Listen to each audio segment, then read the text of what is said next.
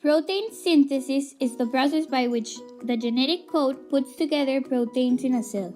It requires 3 different steps.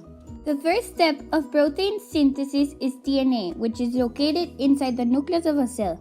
The DNA is made up of 2 sugar phosphate backbones and 4 different nucleotides. The 4 different nucleotides are adenine, which pairs up with thymine, and guanine that pairs up with cytosine, as shown in the picture. The nucleotides are located between the sugar phosphates. The 2 phosphates twist, making the ladder shape of the DNA. The second step is transcription. This only happens inside the nucleus. Transcription is when the mRNA or the messenger RNA copies the DNA's nucleotides.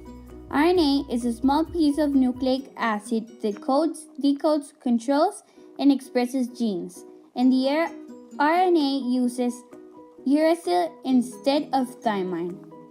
To copy the information, a RNA polymerase unzips the DNA so that the mRNA can access the code.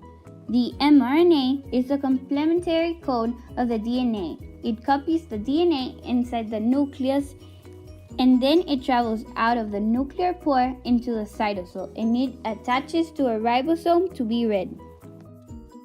The third step of protein synthesis is translation.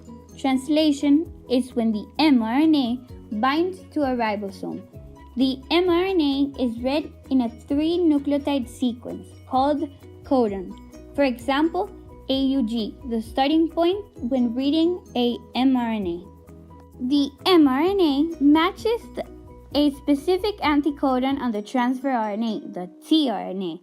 The tRNA is responsible for transferring the right amino acid into the ribosome to match the codon and create a protein.